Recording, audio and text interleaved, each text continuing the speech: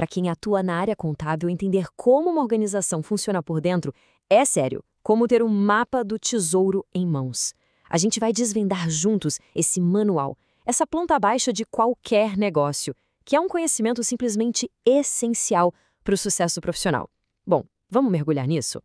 Já parou para pensar no caos que seria?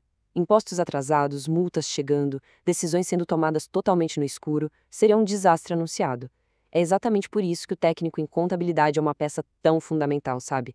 É quem garante que a máquina toda funcione direitinho, dentro da lei e com saúde financeira. Olha só o nosso roteiro de hoje. É bem direto ao ponto. Primeiro, a gente vai construir a base de tudo. Depois, vamos entender as diferentes categorias de empresas que existem. Em seguida, vamos decifrar o código jurídico por trás delas e dar uma espiada na estrutura interna de poder. E por fim, a gente conecta tudo isso e vê por que é a chave para o sucesso na prática contábil. Tudo começa por aqui, com a pergunta mais básica de todas. Afinal de contas, o que define uma organização? Vamos construir esse conceito do zero. E a resposta é até que bem simples e elegante. Uma organização é o que permite que um grupo de pessoas alcance junto o que seria impossível de se fazer sozinho. Pensa bem, pode ser uma pequena oficina ou um hospital gigante. A lógica é a mesma: unir forças para um objetivo em comum. Agora, uma distinção que é super importante. Toda empresa é uma organização, certo? Mas nem toda organização é uma empresa. O termo organização é muito mais amplo. Ele inclui ONGs, igrejas, clubes. Já a palavra empresa tem um foco bem específico, o lucro. Esse é o ponto-chave da diferença. E como é que essas organizações se mantêm de pé funcionando? Elas se apoiam em alguns pilares. Primeiro, a divisão do trabalho, que leva à especialização de cada função.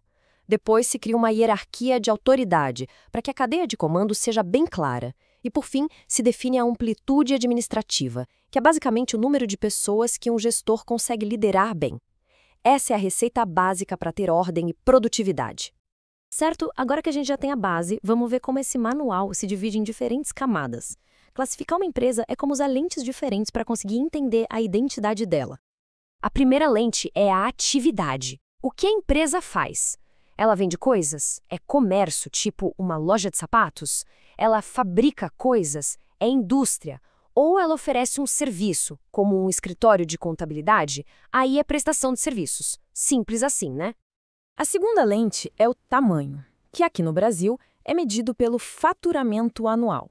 A gente tem o MEI, para quem fatura até R$ 81 mil, a microempresa, que vai até 360 mil, e a empresa de pequeno porte, com um teto de 4,8 milhões. Passou disso, já estamos falando de médias e grandes empresas. E claro, não dá para falar de contabilidade sem falar de impostos. A forma como eles são pagos depende do regime de tributação. O Simples Nacional, que o nome já ajuda, junta tudo numa guia só.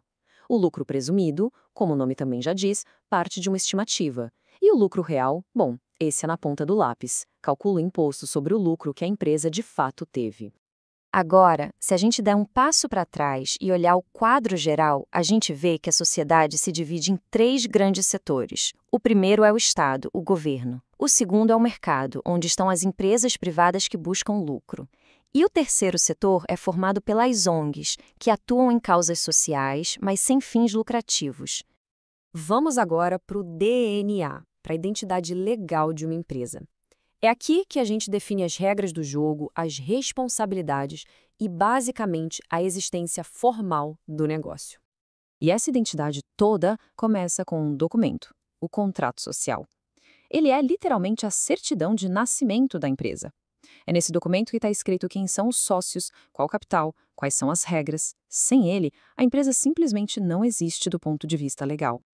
Aqui no Brasil, alguns modelos são bem mais comuns. A sociedade limitada, a famosa LTDA, é a mais popular de todas. A gente tem também a sociedade anônima, ou SA, mais usada por grandes corporações, e a sociedade simples, muito comum entre profissionais como médicos e arquitetos. E aqui vale destacar uma mudança que foi uma verdadeira revolução.